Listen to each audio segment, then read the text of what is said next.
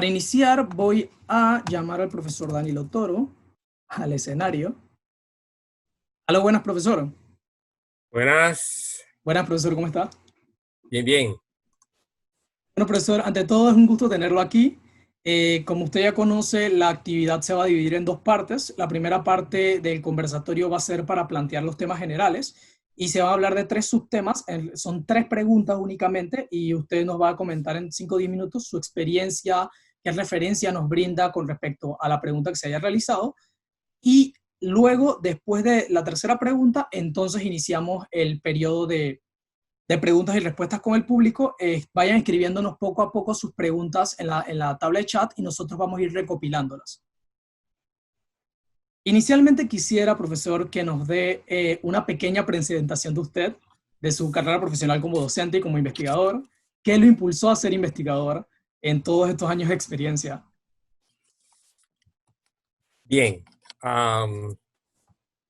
Siempre quise ser investigador y siempre lo he sido. O sea, eso va en mi ADN y uno puede ser investigador sin ser académico. La investigación no es es una, es algo privativo de la universidad, de la actividad académica. De hecho, tuve primero que todo la oportunidad de trabajar en una empresa que se dedicaba a la investigación de mercados.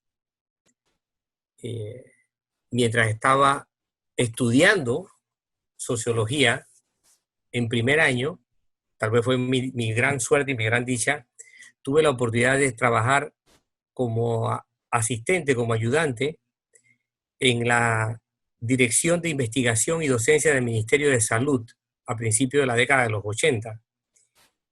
Y allí fue cuando fijé mi deseo y perspectiva de ser investigador. Tuve la oportunidad de trabajar en una investigación sumamente interesante. Fue la primera vez que me encontré con una investigación de carácter sociológico que tenía que ver con la conducta sexual de los adolescentes en Panamá a principios de la década del 80, hecha por el Ministerio de Salud. En ese entonces dirigido el departamento, la Dirección de Investigación y Docencia por el doctor Jorge Montalbán. De allí, pues bueno, estudié sociología, me dediqué a la empresa privada, muchísimo a la investigación de mercados y sobre todo a la investigación de hábitos y actitudes de los consumidores.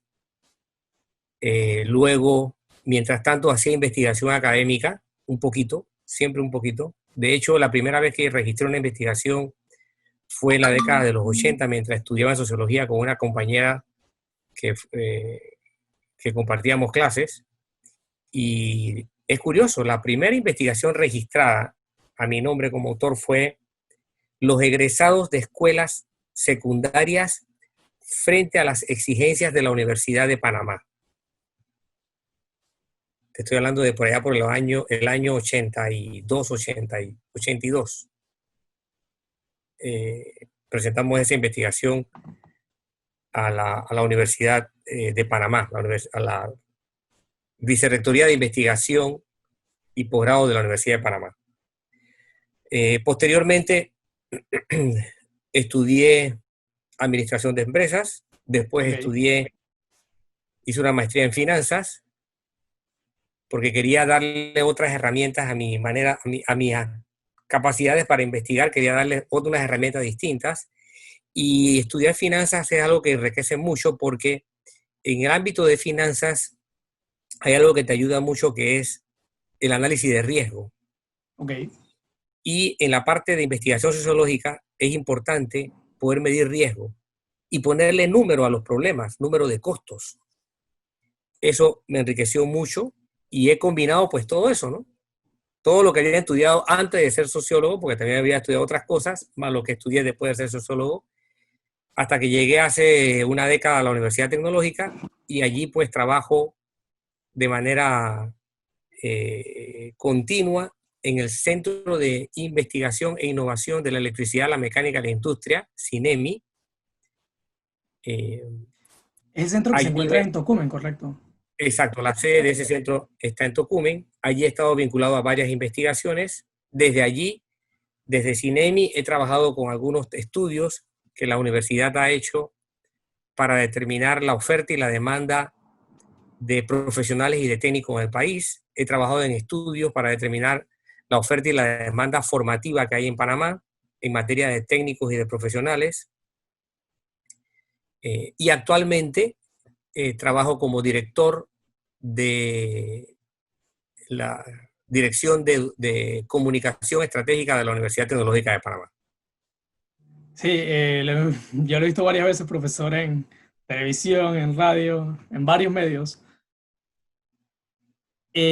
Bueno, profesor, para iniciar, voy a buscar la primera pregunta. Para iniciar, el primer tema que se va a tocar en este conversatorio es los antecedentes de la investigación en clases, investigación en el aula, y el impacto de los resultados en el desarrollo de los entornos de enseñanza y aprendizaje.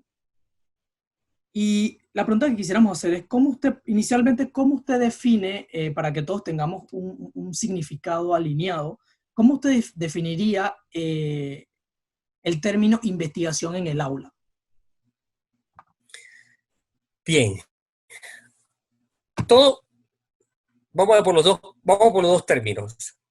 Investigación implica una actividad sistemática y sistematizada. Investigar es tener una actitud de búsqueda de conocimiento de manera sistemática, es decir, bajo un orden determinado. Okay. ¿Okay? A eso le estás poniendo un apellido que es en el aula. Bien, el aula te establece un contexto. Un contexto, en este caso, es un contexto docente. Como te dije, no toda la investigación, mucha de la investigación no tiene que ver con actividades docentes. Poco a poco las universidades se han convertido en cunas de la investigación. Pero quien realmente hace más investigación en el mundo es el sector privado. Las empresas privadas hacen mucha investigación de carácter múltiple, ¿no?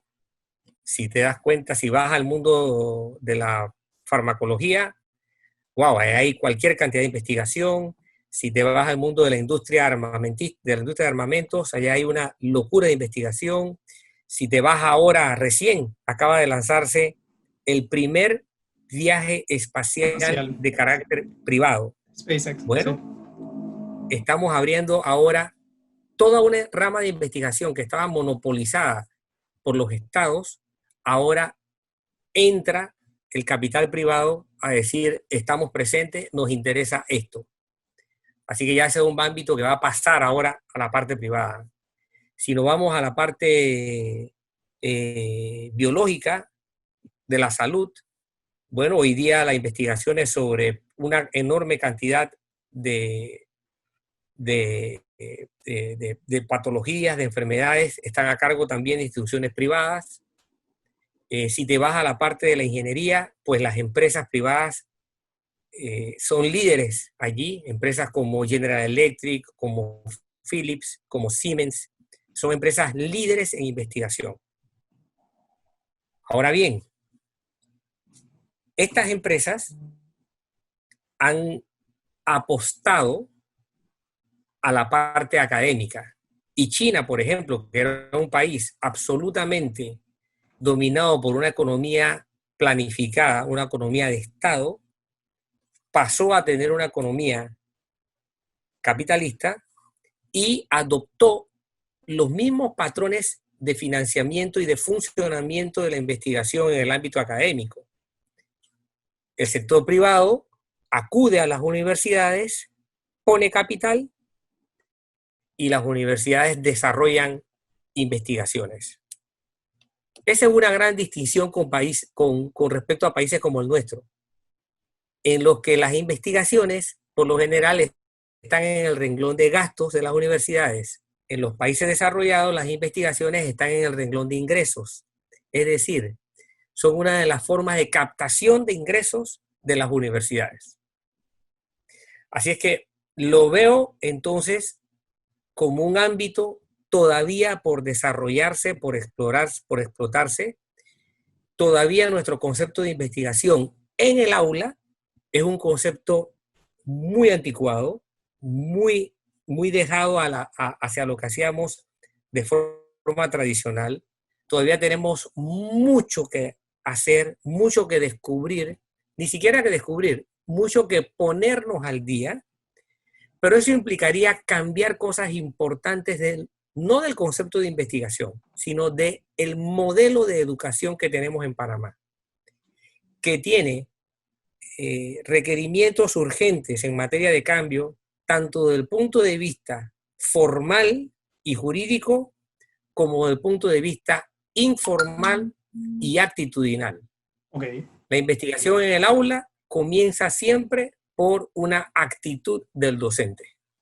Ok, la siguiente pregunta con respecto al mismo tema es, desde su experiencia en temas hablando de investigación educativa y específicamente investigaciones que se hayan hecho en contexto de aula, de interacción alumno-docente, o relaciones, beneficios de una metodología sobre otra, cosas como de este contexto, ¿qué resultados usted ha visto que han aportado las investigaciones que existan en nuestros antecedentes al desarrollo de los entornos de enseñanza-aprendizaje en Panamá? Obviamente no conozco toda la gama de investigaciones que se han hecho, las conozco, así que mal podría hacer yo un juicio sobre los resultados que estas investigaciones han aportado. Sin embargo, el ámbito educativo de nuestro país es un ámbito que tiene mucho, pero mucho por explorar en materia investigativa, pero muchísimo. No abundan las investigaciones en materia investigativa. Y no las abundan por 3 razones. Primera razón, la investigación en sí misma está marcada por un tabú. Cuando se le habla de investigación, a muchos estudiantes y a no pocos docentes hay temor. Entre los estudiantes, eso es una especie de cuco, de monstruo que te va a comer en alguna parte de tu carrera formativa. De hecho, la mayoría de los planes formativos han contribuido a crear ese cuco, ese monstruo. ¿Por qué?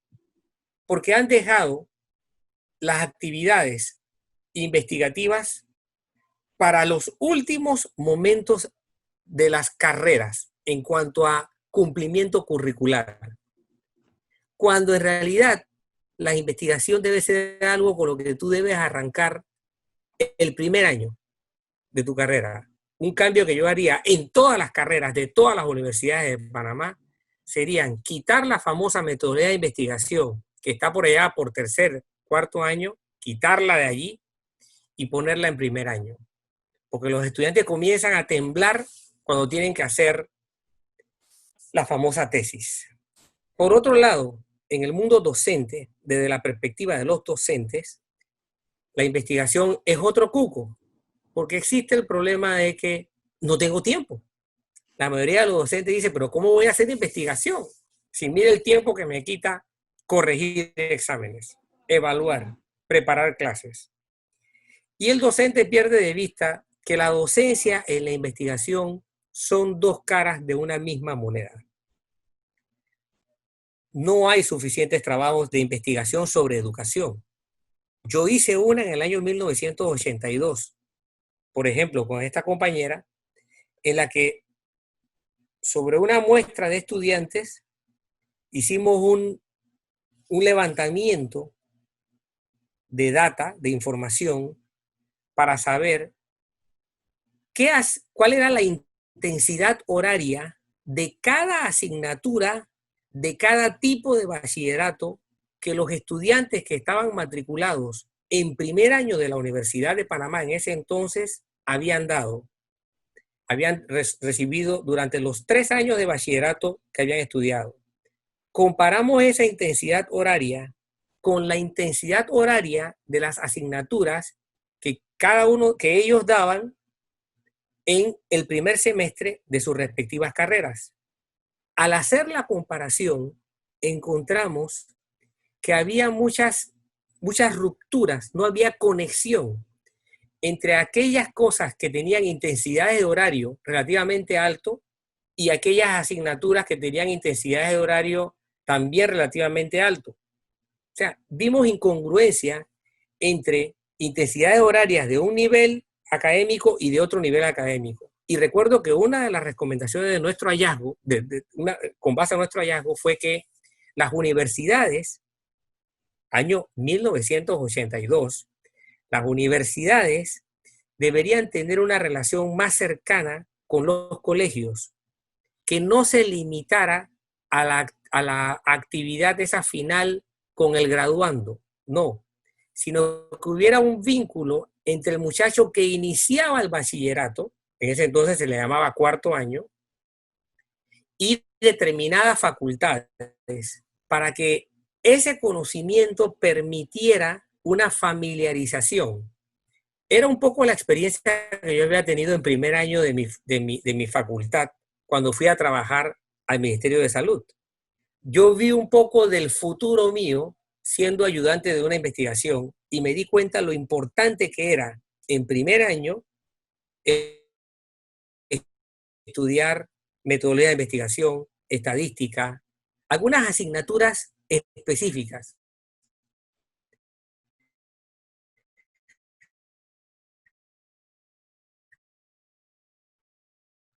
Así que cuando llegué, sino niveles sobre esos mismos temas, eso me dio una ventaja comparativa fabulosa. Si los estudiantes de secundaria pudieran otear, pudieran atisbar qué van a dar, qué van a tener que plantearse cuando lleguen a la universidad, tendrían un desempeño mucho más estimulado y estimulante. Por otro lado, la investigación sobre educación de Panamá carece de dos cosas importantes. Para tú investigar necesitas observar, el primer paso, ¿ok? La observación te debe llevar a construir registros. Y nosotros somos un país que tenemos una incultura, es decir, tenemos un desprecio histórico por el registro. Nosotros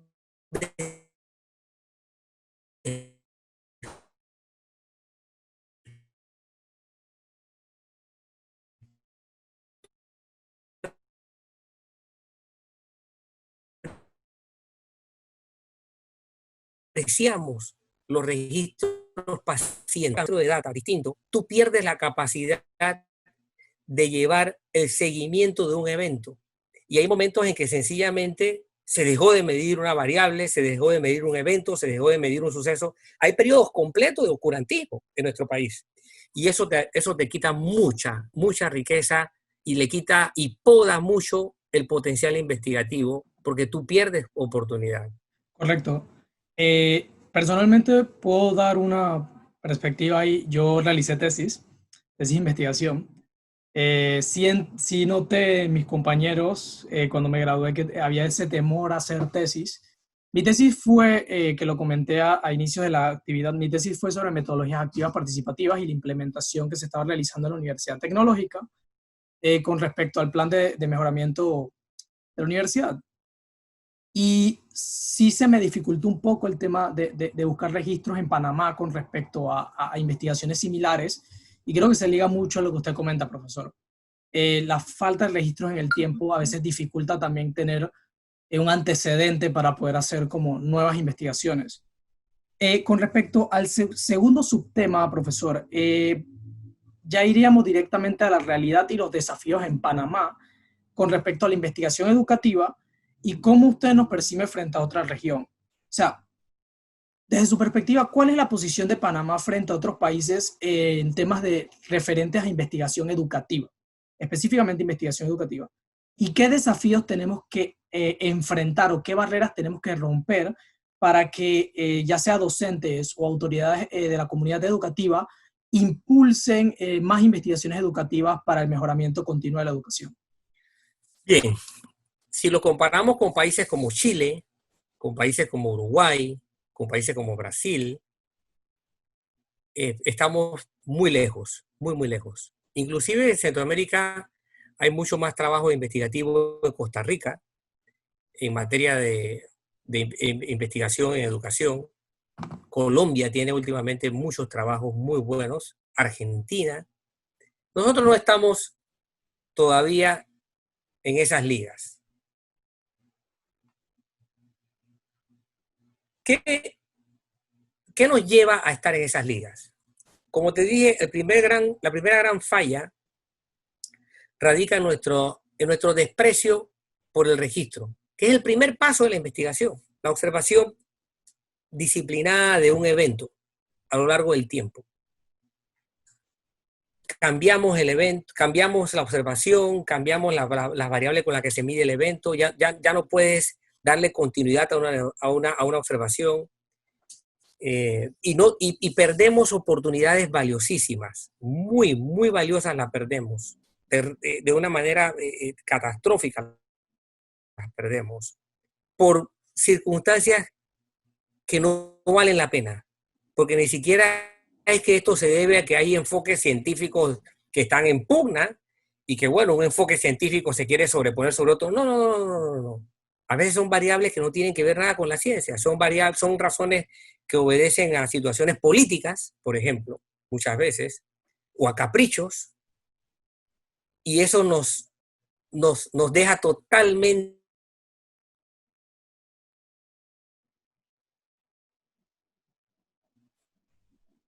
cuando descubrimos ámbitos de interés. Entonces los investigadores tienen que vivir prácticamente como si estuviéramos en el siglo XIX, ni siquiera en el XX, en el XIX. ¿Por qué? Porque no a mucha gente le interesa. Recuerdo cuando a mí me comenzó a interesar el problema del rezago académico y el problema que yo dejé de llamar deserción escolar. Porque precisamente con mis trabajos me di cuenta que ese era un término que tenía una carga absolutamente injusta con respecto a los más afectados por la ruptura escolar. Yo lo llamo ruptura escolar y no deserción escolar. ¿Por qué? Cuando yo comencé a ver este tema, cuando este tema me comienza a llamar la atención, yo descubro que durante la década de los 90, la ruptura escolar en Panamá nos había llevado a tener miles de jóvenes con la educación formal truncada a edades relativamente tempranas. El Estado, desde ese entonces hasta el día de hoy, se negó de distintas maneras a reconocer esa realidad. Hoy no es que lo niega, evidentemente, hoy lo niega desde un punto de vista científico. ¿Por qué? Porque no es un ámbito objeto de políticas públicas claras. Okay. La manera en que un Estado responde ante un problema es con políticas públicas claras. Las políticas públicas tienen una serie de características. Mientras no existan políticas públicas que sean coherentes, duraderas, claras, comprobables y sostenibles, no son políticas públicas. ¿Ok? Ok. Ahora tenemos algunos de estos elementos, pero en la década de los 90, en la década del 2000 y todavía hasta en la del 2010, no teníamos ninguno de esos elementos. Imagínate. Pero sí teníamos miles de estudiantes que en los niveles de premedia y media estaban afectados por ruptura escolar y en el caso del nivel superior de estudiantes que no concluían su formación. Esto tiene una serie de consecuencias graves para la sociedad, muy graves, de distinta índole. Lo del nivel superior de una índole y los de niveles de media y premedia o primaria o de básica de otra índole. Lo cierto es que este es un tema, por ejemplo, que está pobremente abordado desde el punto de vista de la investigación en Panamá, hasta el día de hoy. No tiene suficiente apadrinamiento financiero, por así decirlo, ni es un tema lo suficientemente contundente dentro del conjunto de políticas públicas. Cuando se refiere al tema, hablamos específicamente de la ruptura. Te pongo un ejemplo. Tenemos varios problemas. La ruptura escolar. ¿Okay? Yo no, insisto, yo no lo llamo deserción, el Estado oficialmente lo reconoce, históricamente lo reconoce como deserción, pero basta saber qué significa desertar y qué implicaciones tiene ese concepto. Desertar significa que te fuiste, por lo tanto la responsabilidad recae sobre el individuo que ya no se educa. Él se fue, él desertó. Es lo que menos yo he encontrado en mis trabajos. Lo que yo encuentro es individuos afectados por condiciones de exclusión, de marginalidad, de injusticia, de inequidad. Pero antes de esa desgracia, hay otros temas, por ejemplo, que tampoco son objeto de interés. Hay otros asuntos que no son objeto de interés. Por ejemplo, valga la redundancia, la cantidad de estudiantes que son aplazados o que son reprobados. Otro tema que carece del abordaje investigativo de una manera monstruosa en nuestro país. ¿Por qué tenemos cada año tantos estudiantes aplazados y reprobados? ¿Quieres otro tema de interés? La cantidad de jóvenes que mientras cursan premedia y media son embarazadas. Otro asunto de vital importancia que tenemos que abordar. ¿Quieres otro tema de interés en materia investigativa? La cantidad de niños. Ya no te estoy hablando de gente adolescente o de gente que está en la pubertad. No, te estoy hablando ahora de niños, de infancia, ¿ok? Que van a la escuela y que no tienen una adecuada nutrición. Tema que me interesó a mí hace varios años. No en la comarca Novea, que todo el mundo comienza por allí a pegar los gritos. No. Aquí, en la ciudad de Panamá, centro geográfico de la ciudad de Panamá, corregimiento Parque Lefebvre. Me fui a ver data. Y era impresionante la cantidad de niños que estaban con los indicadores de malnutrición. 1 de cada 4 niños. Y ya para mitad del año escolar, por allá por el año 2008, entre 2008 y 2010, teníamos en varias escuelas del corregimiento de Parque Lefebvre ruptura escolar en grados tan bajos como el segundo grado, de 20 y 25% de la matrícula. Wow. Con indicadores de malnutrición elevados. Volvemos al problema del desprecio estadístico.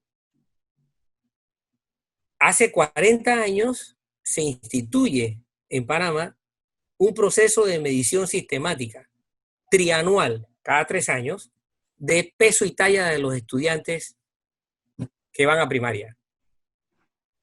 Bueno, alegremente, a lo largo de los años, a medida que nos acercamos al presente, el Estado comenzó a descuidar eso.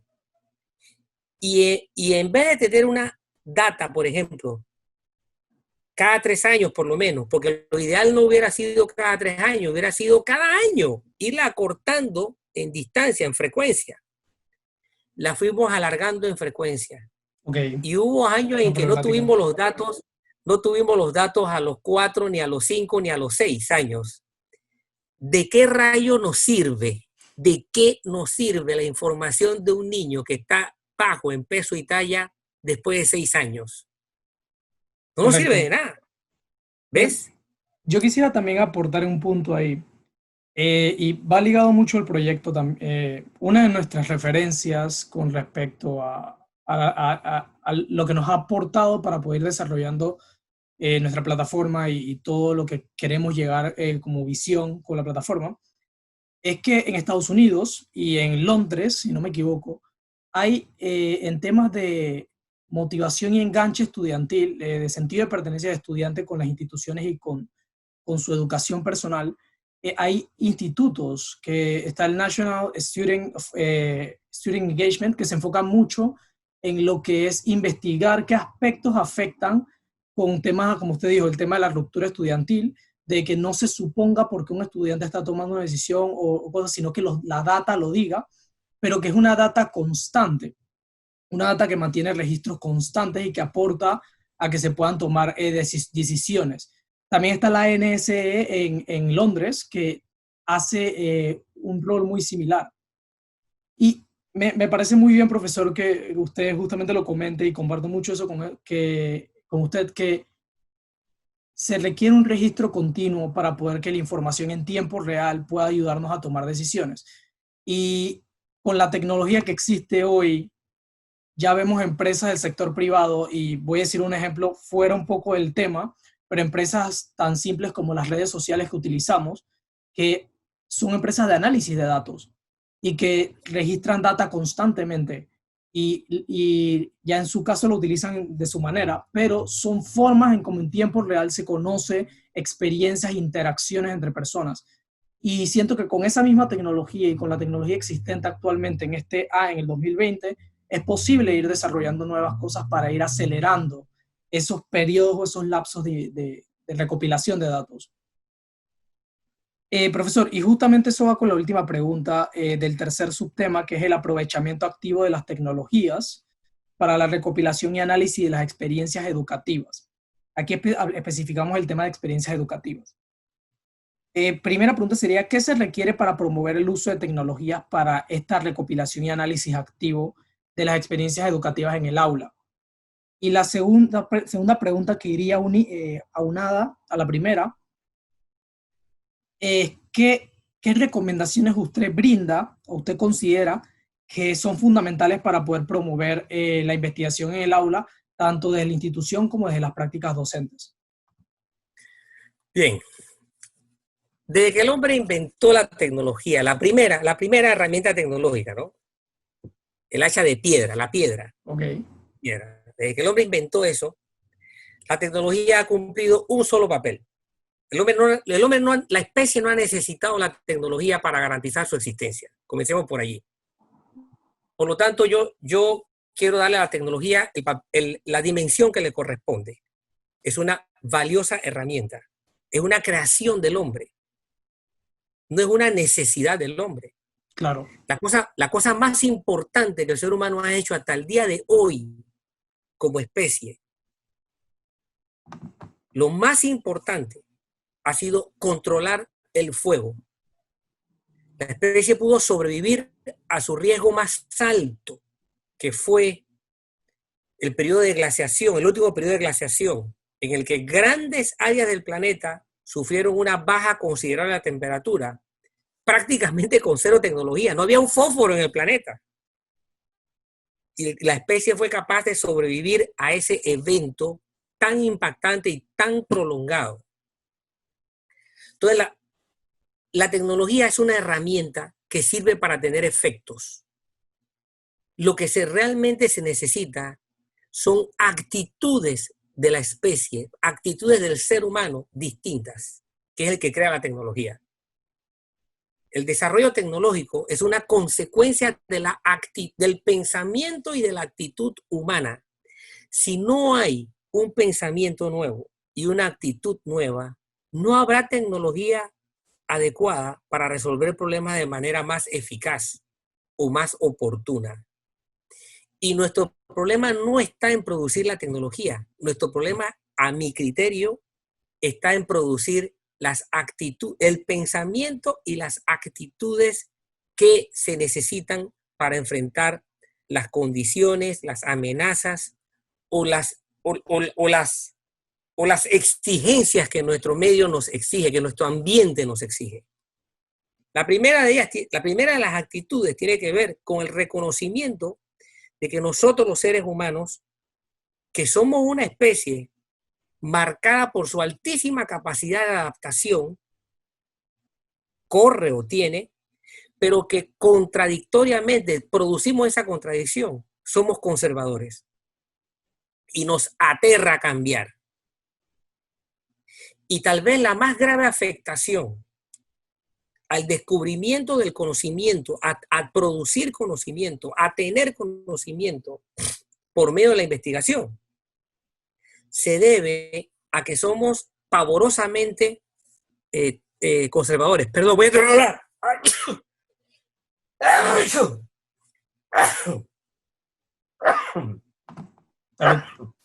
Ya, gracias.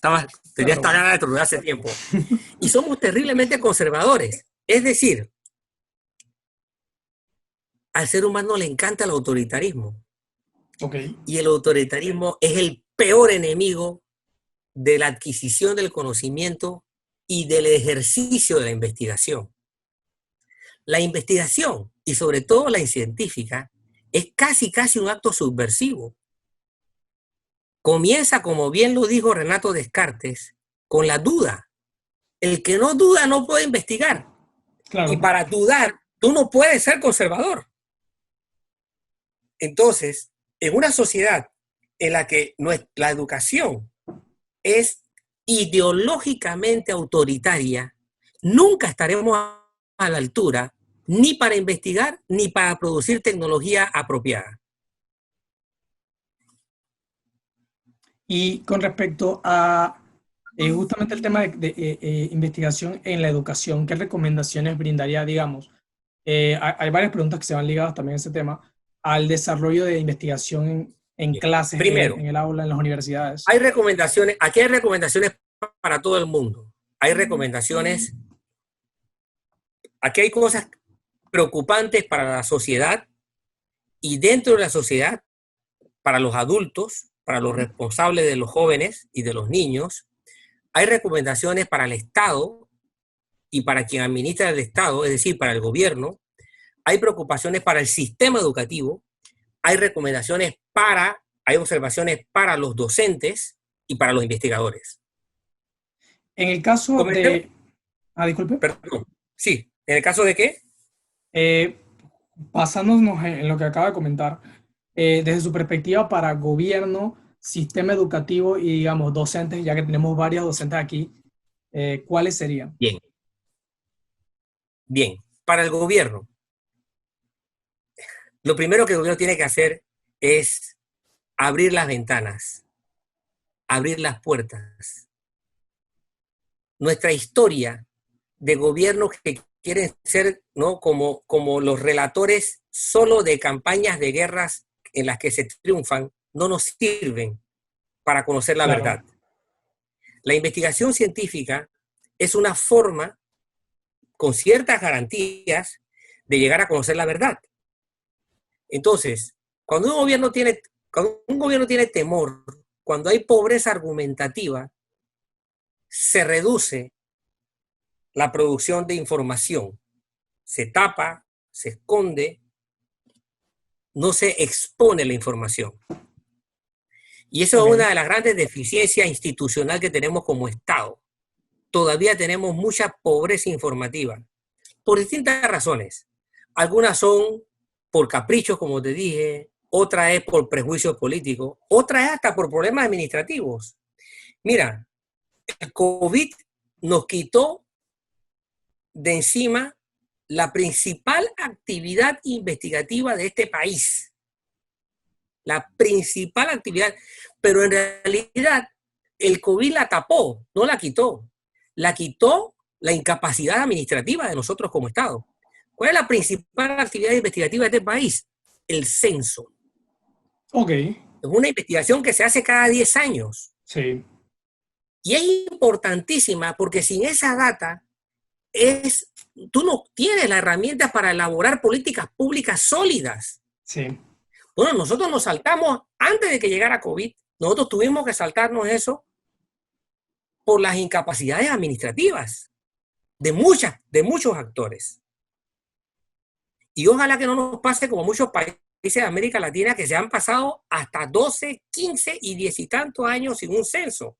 Y cuando tú volteas a ver cuál es la condición de esos países, tú te das cuenta que por cómo no van a estar mal si ni siquiera saben cuántos son, ni cómo viven, ni cuáles son sus características socioeconómicas o culturales.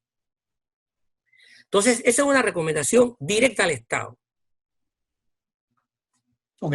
Al sistema y a los docentes, tenemos que renunciar al autoritarismo académico.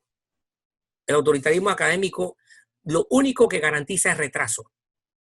No hay nada que motorice más la investigación que la imaginación.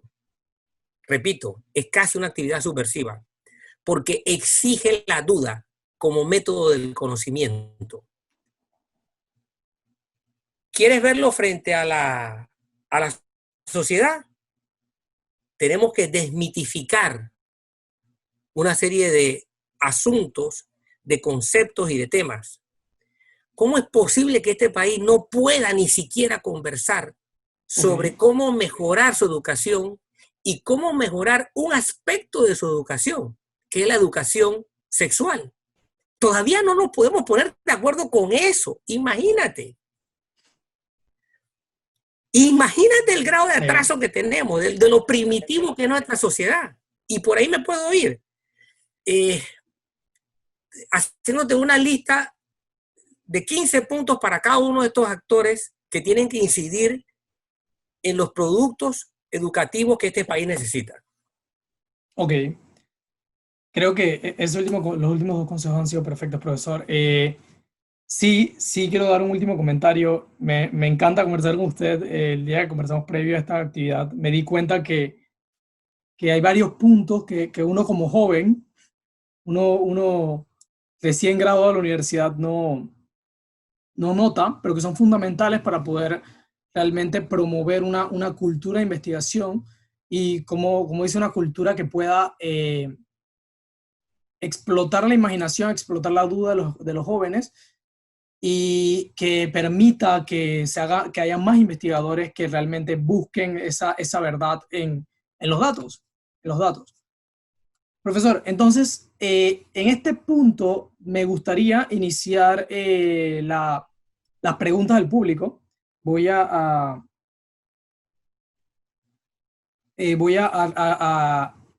revisar las preguntas que se han realizado. En total tenemos apuntadas 7 preguntas.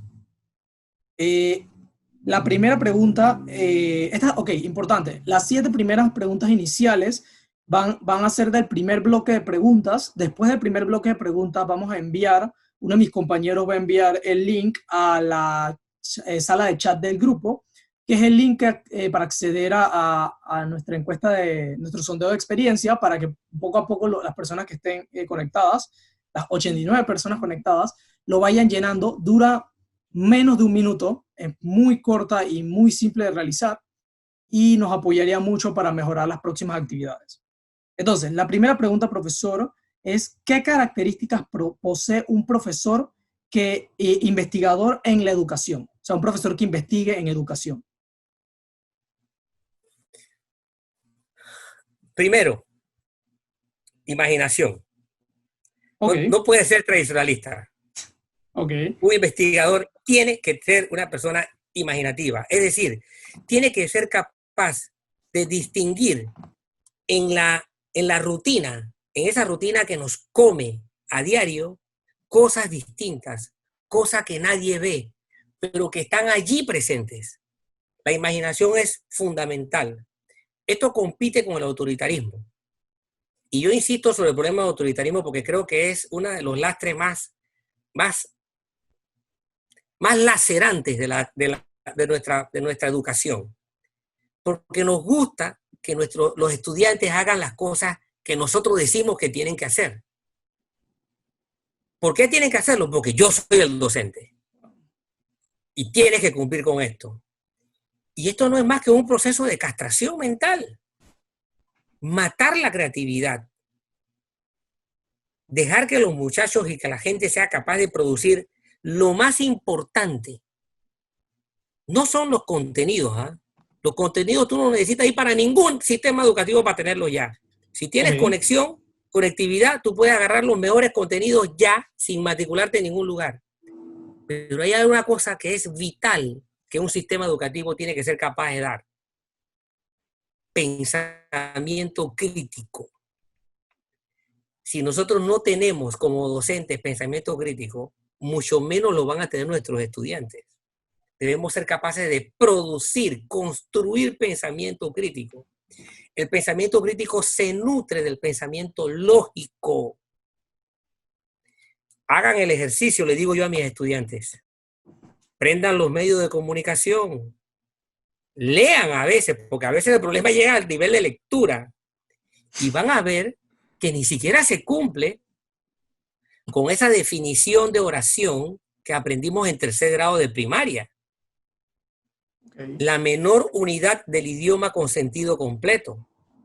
Es increíble encontrar una gran cantidad de personas que te comienzan a elaborar una idea y luego no te mezclan las cosas. Y tú no puedes distinguir de quién se está hablando porque se perdió de vista el sujeto o sobre lo que se está diciendo, o, no tienes el sujeto o no tienes qué es lo que está diciendo, que es el predicado. El verbo o se inventa o se pone de alguna forma insospechable. Okay.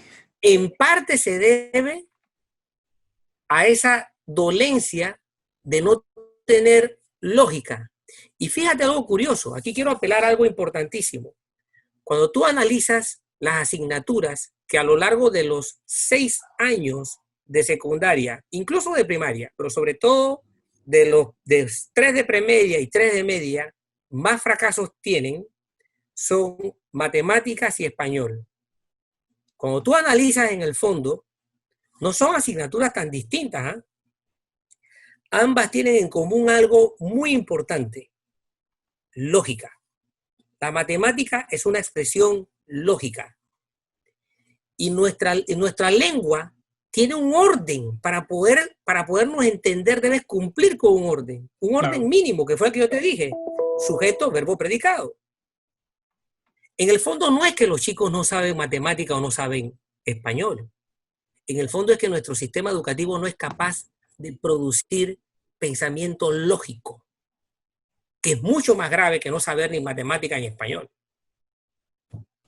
Ok, entonces, para dar quizás una pequeña conclusión de lo que nos acaba de comentar, lo que acaba de hablar me llamó mucho la atención la palabra castración de la imaginación, porque sí, esa falta de conexión entre lo que el estudiante vive y el profesor está planteando. Entonces puedes tener el contenido, pero más es cómo se distribuye ese contenido, cómo se desarrolla ese contenido para, como se dice hoy, generar las competencias, el pensamiento crítico, que es, es una de las bases de la investigación. O sea, como usted dijo, no se puede tener curiosidad, no se puede dudar, no se puede investigar sin tener curiosidad. O sea, es algo base. Hay una segunda pregunta: ¿qué cambiaría de la educación en Panamá y qué recomendaciones le daría a los docentes para que motiven a sus estudiantes a ser investigadores? Primero, hay una máxima del cristianismo, y esto no lo digo por favorecimiento de alguna religión determinada, sino simplemente una máxima del cristianismo que es válida, no importa si usted es budista, ateo, de cualquier otra religión, hinduista, que es válida. Nadie puede dar lo que no tiene. Okay. Eso es válido. Entonces, para usted estimular a sus estudiantes, usted tiene que estar estimulado. Si el docente no está estimulado, los estudiantes no van a ir para ningún lado. Así de sencillo. Entonces, el docente tiene que vivir ese deseo académico por adquirir conocimiento, por descubrir conocimiento. La búsqueda de conocimiento, la investigación, no tiene que ser en la clase para los muchachos. No arranca allí. La investigación comienza como una actividad del docente para el docente. Tiene que estar automotivado. Si no está automotivado, nunca los estudiantes van a poder llegar a motivarse. Y si se motivan, créeme que no va a ser por cuenta del profesor.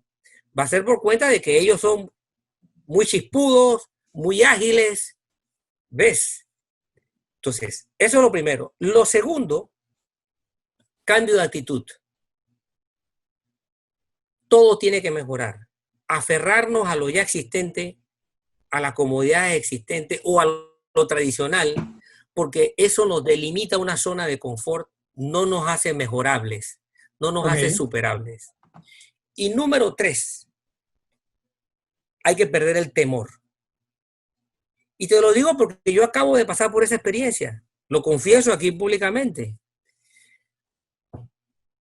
Las autoridades de la Universidad Tecnológica, rector, tenía ya tiempo, no soñábamos hablar de COVID ni de pandemia, tocando el tema de incrementar el uso de tecnologías digitales para transmitir conocimiento. ¿Ok? Yo pertenecía al grupo de los docentes que tenía miedo. ¿Por qué? Porque no era mi experticia, no ha sido mi experticia.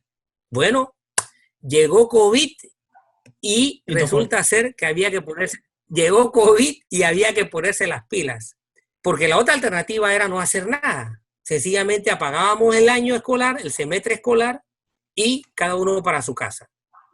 ¿Por qué? Porque no se puede, no se puede, no se puede. No tenemos lo óptimo, pero tenemos una experiencia importantísima. Vencí un miedo. Ahora tú me dices a mí, yo te puedo hacer maravillas con estas cosas de que si por Zoom, que si por Microsoft, que si por Google, o sea, tú tienes que romper el miedo.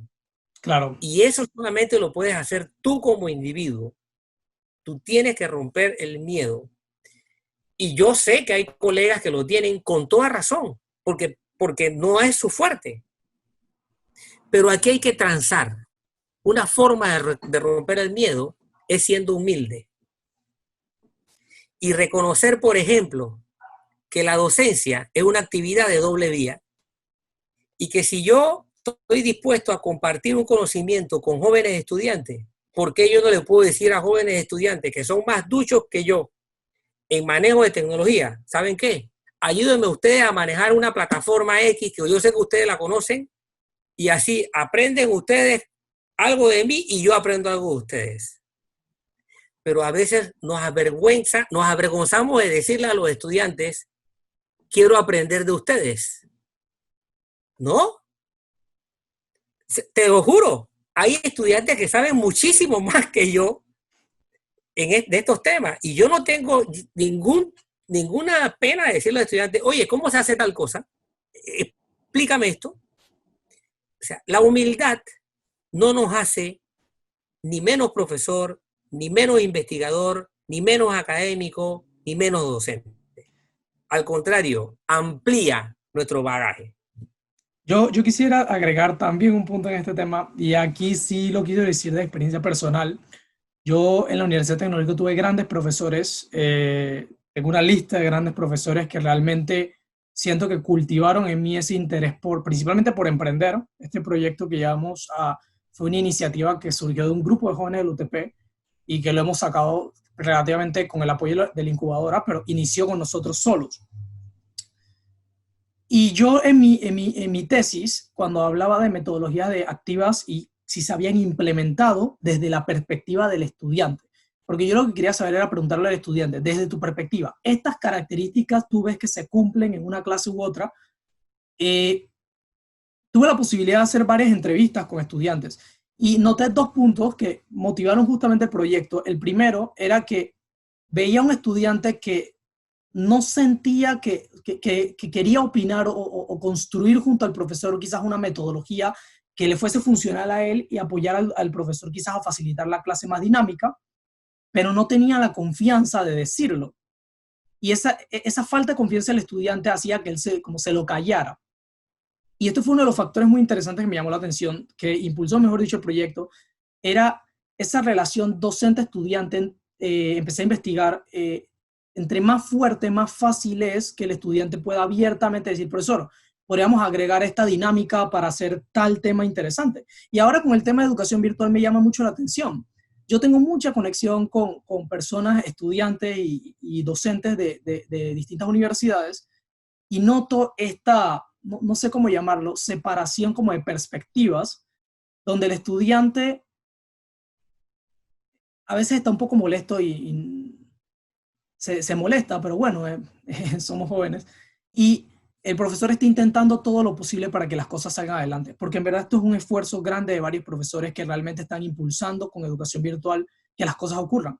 Pero si hubiese esa relación de confianza docente-estudiante o ese diagnóstico de conocer cómo el estudiante está percibiendo las cosas, y aquí la profesora Bielka justamente nos podría comentar, creo que está en el chat, eh, facilitaría poder quizás probar nuevas cosas y que el estudiante se inmersa en no solo el desarrollo del tema, sino también el desarrollo de la misma metodología que se vaya a usar.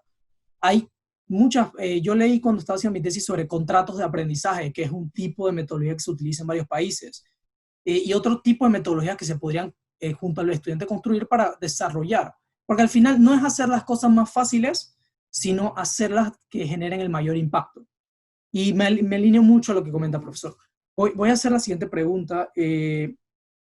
Va ligada a... Ok, la sexta. ¿Qué, ¿Qué opina usted de la iniciativa de la UTP para promover la investigación en el salón de clases mediante la actividad de la jornada de iniciación científica? Ok, esto es una muy buena pregunta. ¿Cuál es su perspectiva sobre Bien, esta iniciativa? considero que una iniciativa muy fructífera. Me he involucrado mucho en ella en varios años y realmente he descubierto que es una iniciativa muy fructífera. Ojalá que los propios estudiantes empujen, empujen este evento de tal Claro, forma que no se convierta en un evento tradicional. claro. Algo que hacemos todos los años porque todos los años hay que hacerlo. No, esto debe convertirse en un evento de creatividad. No porque el profesor lo pide, no porque lo pide No por una un nota. calendario. Ajá. No, esto tiene que surgir, esto tiene que salir de la creatividad de los estudiantes y abrirle un espacio a la creatividad, institucionalizar un espacio para la creatividad de los estudiantes es muy bueno, es buenísimo. Entonces, actividades como estas van a cultivar ese, esa desmitificación que tenemos que hacer. ¿Ok? Ok. Repito, ojalá que evolucionemos al punto tal de que la materia de asignaturas como metodología de investigación salgan por fin de ese final de la tubería, por allá por el tercer o cuarto año. No, eso tiene que estar en el primer año de clases. Y ya los estudiantes desde ese momento pueden involucrarse en actividades como la HIC o en otras actividades. Son provechosas. Ok, bueno, en este punto vamos a enviar el link de Convidia. Hemos visto que lo está llenando un grupo de personas. Vamos a tomar solo 5 minutos, por favor. Sí, les agradezco que llenen el sondeo. Nos ayuda mucho porque queremos estar realizando más actividades con respecto a hablar temas como calidad educativa y más en este tiempo de pandemia que se requiere buscar nuevas iniciativas para salir adelante juntos. Faltan 2 preguntas, profesor, por lo que estoy leyendo, que nos están llegando. Y sí quisiera tomarme unos 3, 4 minutos para revisar si se puede llenar, por favor, el sondeo. Denme un segundo.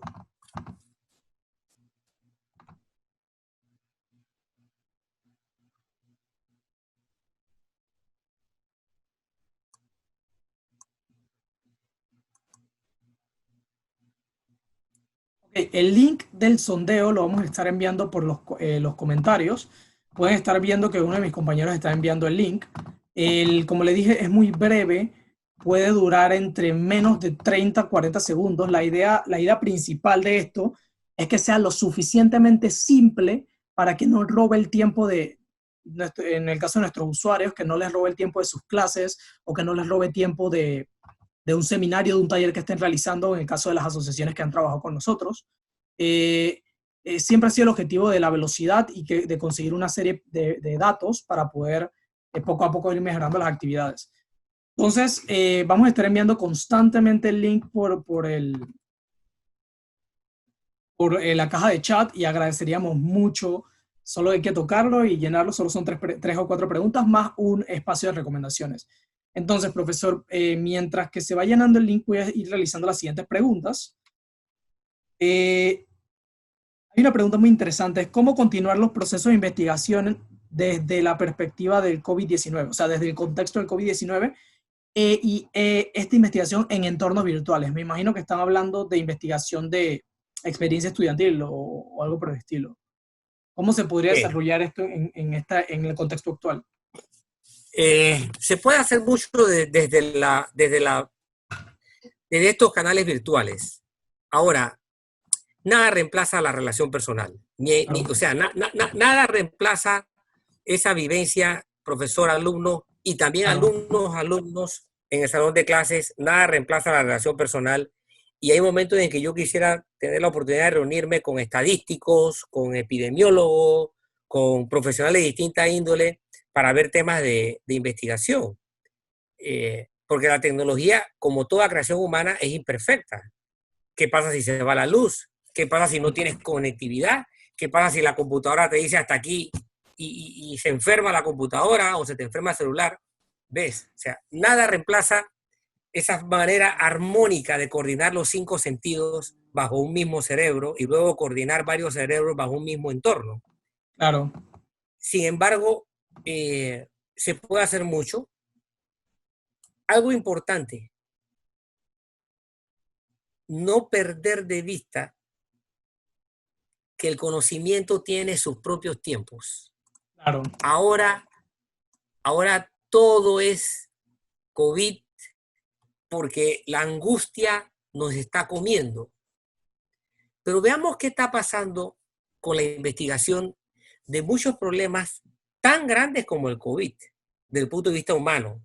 El COVID tiene un efecto que va más allá del problema sanitario y del problema moral, por ejemplo, o del problema ético, o del problema de morbilidad y de mortalidad.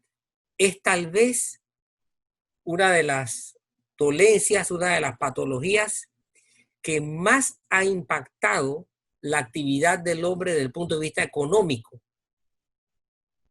ok, Hay patologías que han afectado o que afectan al ser humano mucho más desde el punto de vista sanitario, biológico, desde el punto de físico. vista de la morbilidad, exacto, que el COVID.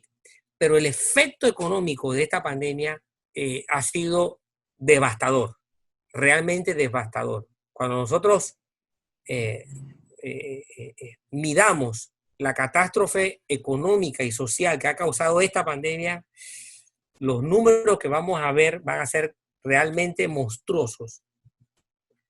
Pero veamos qué ha pasado. Tenemos un problema serio en el área de dengue.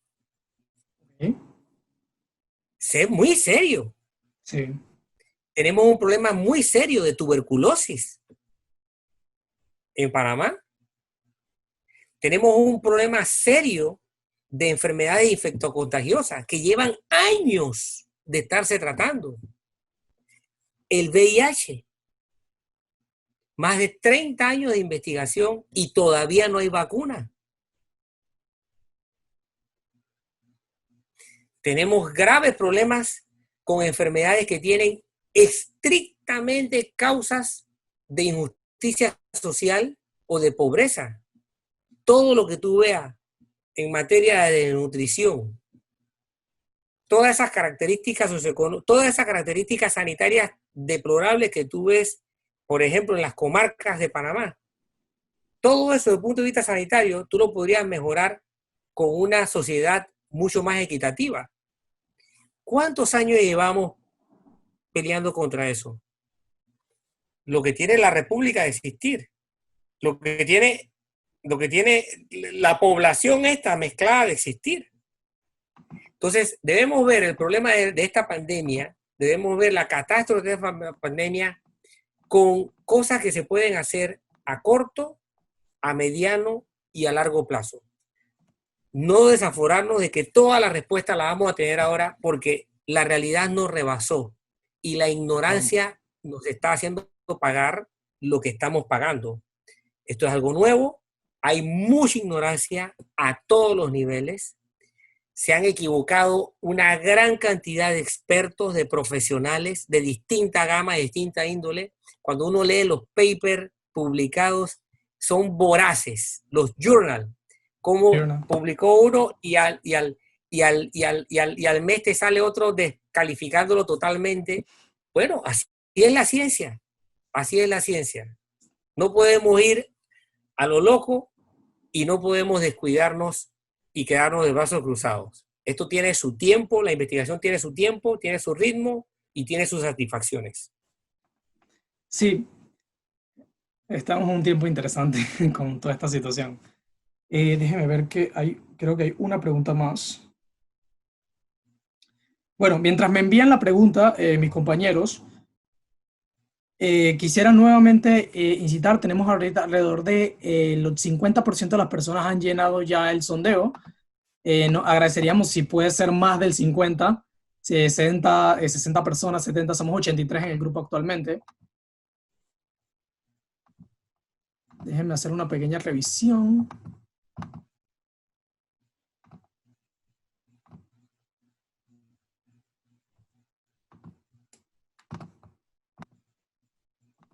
Ok. Tenemos un total de... Sí, el 50% de las personas que actualmente se encuentran. El link se encuentra en la caja de chats. Solo es cuestión de clicar y automáticamente los lleva. La última pregunta tiene que ver específicamente con la perspectiva que se tiene sobre la nueva generación.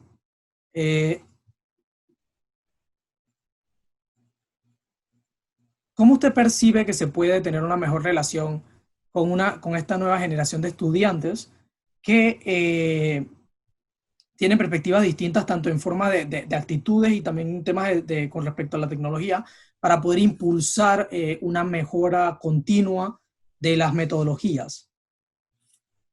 Bien, el primer problema que tenemos con esta nueva generación, y no es una cuestión que esta nueva generación, o sea, los que están ahora en la universidad, por ejemplo, lo tiene. Ya viene marcándose con los jóvenes de las últimas 3 o 4 décadas. Lo único que cada década acrecienta estas características, ¿ok? Bien, ¿cuáles son las características? Lo primero, el reloj funciona distinto, ¿ok? El tiempo de ustedes es muy distinto al tiempo de las otras 2 generaciones que están conviviendo con ustedes.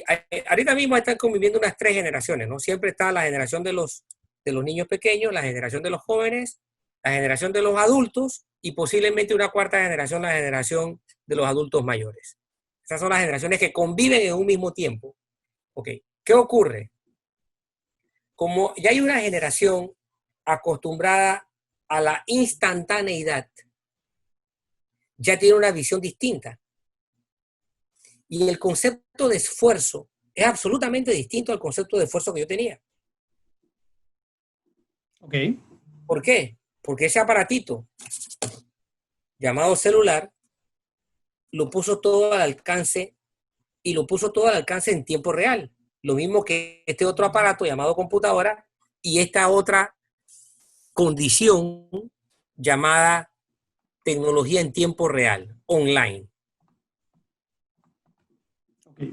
Imagínate, ahora tú llamas a alguien, no lo consigues, repites la llamada 2 minutos o 1 minuto después, no lo consigues, repite la llamada otro minuto después o 5 minutos después, no lo consigues, y si mañana lo ves o le hablas, le dices, oye, te estuve llamando un montón de veces, ¿qué te hiciste? Cuando, cuando yo tenía la edad de ustedes, tú llamabas y con suerte esa llamada podía resolverse al día siguiente. Punto. No había ese apetito, esa voracidad por tener las cosas online. Entonces, eso ha afectado un poco la medición de una virtud, el indicador de una virtud para tener conocimiento, porque el proceso de tener conocimiento no ha cambiado desde que el Australopithecus se levantó del suelo. El proceso de tener conocimiento básicamente sigue siendo el mismo. Lo que ha cambiado son formas y los tiempos. Entonces, una virtud que requiere ese proceso tiene un indicador distinto ahora y eso ha causado un desajuste entre generaciones. Esa virtud se llama paciencia. Claro. La investigación requiere paciencia. Si no eres paciente, dedícate a otra cosa. Puede ser un buen vendedor, puede ser un buen predicador, puede ser un buen constructor, lo que tú quieras. Investigador, no. La actividad académica requiere de 2 características fundamentales: generosidad y paciencia. Porque tú vas a entregar lo más íntimo que tú tienes. Lo más íntimo que tú tienes es el conocimiento. Claro. Es lo único con lo que tú te vas a ir a la tumba. Realmente es lo único tuyo. Y eso, para hacerlo académico, tienes que entregarlo. Si no estás dispuesto a entregarlo, dedícate a otra cosa. Y lo segundo es paciencia. Entonces, la otra característica de esta generación tiene que ver con expectativas. También tiene que ver con el manejo del reloj de una manera distinta. Y tiene que estar ligada al concepto de inmediatez que tiene. ¿Ok? Yo pertenezco a la generación que usaba biblioteca. No sabía algo, a comer libro a la biblioteca. Ustedes no saben algo y nada más que prenden este aparatito. La diferencia es enorme para Sí. cultivar paciencia. Pero en cuanto a expectativa, hay un efecto también que hay que ponerle otro indicador. O tenemos que ajustar el indicador y no sabemos cómo manejarlo. Y uno de los indicadores que nuestra sociedad les vende a las nuevas generaciones es tal vez el más atractivo, el caramelo más sabroso. Las valoraciones de las personas recaen sobre cuán rápido te puedes enriquecer. Y las expectativas de enriquecimiento se comen a los jóvenes, se los comen. ¿Qué significa eso? ¿Qué Que significa para entenderlo pierde, mejor? cuando tú preguntas, no solamente cuando tú preguntas, cuando tú descubres que las expectativas sociales están asentadas para valorar al individuo que se enriquece y no al individuo que tiene una vida feliz, los méritos. Por Ok, ejemplo, listo. ¿qué hace la sociedad para decir que tú eres exitoso? Nada. Mira cuánta riqueza tienes y fácilmente te dice si tú has sido exitoso o no. Pero eso es una expectativa que no tiene que ver nada con la realidad del ser humano desde el punto de vista práctico. Hay mucha gente, muchísima gente, que no es adinerada y que igual es feliz. No estoy diciendo que la pobreza es buena, ni estoy diciendo que la pobreza te hace feliz. Pero no es cierto que la expectativa del ser humano, Suele enriquecerse. valorado como exitoso, a satisfacer, sea el ser una persona adinerada. Y cada vez más la sociedad nos ha estado llevando a decir tal o pascual es exitoso porque es adinerado. Y confundimos el poseer esa valoración de adinerado para saber si la persona es exitosa. Y eso lo veo con un cierto grado de preocupación en estas últimas generaciones. Tal vez esa sea una de las razones por las cuales negocios como el narcotráfico son tan prósperos, porque venden enriquecimientos instantáneos a costa de la moneda más cara del mundo. ¿Cuál es la moneda Claro, más cara del mundo? la Tu vida. propia vida. ¿Ves? Entonces, esto es algo que tenemos que aprender a valorar. Cosas buenas de esta generación. Bueno, manejan mucho más conocimiento que la mía y que otras anteriores. Muchísimo conocimiento. Yo no tengo el conocimiento. A la edad que tienen mis estudiantes, yo, yo tenía mucho menos conocimiento.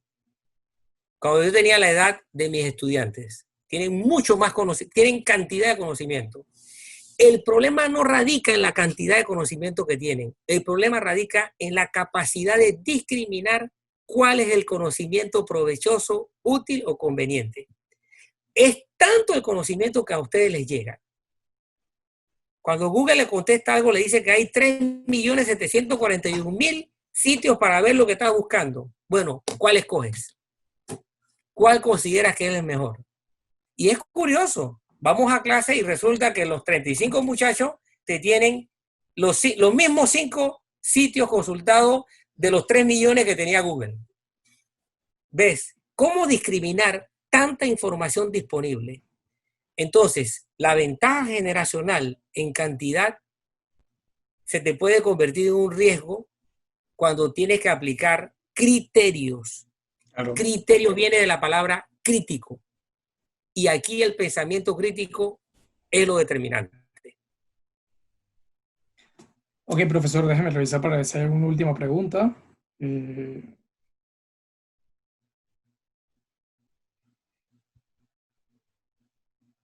Al parecer, no. Mm, Listo. Bueno, estas fueron todas las preguntas, profesor. Muchas gracias, en verdad, por Bien, habernos acompañado. Bueno, con esto ya damos casi por culminado la actividad. Quisiera nuevamente pedirles, ya vamos 40 y superamos ya casi las 50, que si el link que está en la parte inferior, si lo pueden llenar nuevamente, se los agradecería. Como comento y repito, es para mejorar continuamente nuestras actividades. Y bueno, antes de culminar, quisiera agradecer al profesor por habernos acompañado y habernos compartido su experiencia como investigador y como docente en este tema. Y también quisiera, he recibido varios comentarios con respecto a la plataforma. Nosotros como proyecto estamos poco a poco intentando con todas nuestras fuerzas sacar adelante el proyecto. Creo que lo importante del emprendimiento joven a veces es un poco complejo por varias situaciones, pero no importa. Hemos logrado varias cosas el último año y si alguna persona está interesada, nosotros vamos a estar realizando una pequeña campaña de crowdfunding que es no donación, sino apoyo y nosotros brindaríamos cuentas, brindaríamos soportes, brindamos apoyos en temas de tecnología para cualquier profesor que considere que quiere probar la plataforma en un próximo semestre o el próximo mes. Vamos a estar enviando como una pequeña oferta para poder recaudar fondos que nos apoyen, no solo a hacer conocer el proyecto, sino también a ir mejorando y recibiendo más retroalimentación de docentes para que la plataforma poco a poco se vaya desarrollando. Es nuestro objetivo principal que realmente lleguemos a ser ese analista educativo personal que le permita a las personas poder, que el tiempo no sea un factor que afecte el tema de investigar las experiencias educativas en clases y también que nuestra plataforma, y esto es algo que comenté al inicio, pueda llegar a ser también un vínculo de esa relación estudiante-docente para que sirva como una superficie, como algo superficial pero general, que le dé una idea más clara al docente de qué cosas, qué metodologías puede probar con sus estudiantes en clase en tiempo real. Y para culminar, quisiera invitarlos a todos los que se encuentran actualmente. La próxima semana vamos a estar realizando otra actividad vía Zoom con la profesora que aquí está presente, la profesora Mariana McPherson, y una de nuestros usuarios, la profesora Bielka Jaramillo de Escobar, con respecto al tema, y se los comento, el tema es la transformación de la calidad en los entornos educativos en Panamá. Queremos hablar específicamente de la historia y los antecedentes en temas de acreditación. Las dos profesoras han tenido experiencia en temas de acreditación de educación superior y también hablar mucho de cómo actualmente la pandemia se puede ir como, cómo ha sido el efecto de la pandemia en temas de la percepción de calidad o de la calidad en sí de la educación. Eh, los invito, en verdad, esperamos que sea una charla muy interesante. Vamos a usar una dinámica muy similar con respecto a que las personas invitadas respondan 2 o 3 subtemas para iniciar la charla y posterior a los subtemas, entonces se abriría el espacio para las 8, 9, 10 preguntas o 12 preguntas que salgan. Actualmente hoy tuvimos alrededor de 8 preguntas. Muy enriquecedor y muchas gracias, profesor, nuevamente por habernos acompañado. Como les comenté, les va a estar llegando un mensaje de WhatsApp a las personas y correos con respecto a nuestra campaña de crowdfunding y agradeceríamos mucho cualquier apoyo. Bueno, muchas gracias y que tengan buenas noches. Profesor, no sé si tiene algunas palabras para concluir. bueno, no, muchas gracias por este foro y en buena hora pues se ha encontrado este mecanismo para compartir esta preocupación de ustedes, de mí, de mi parte, de la parte de todos los que participaron.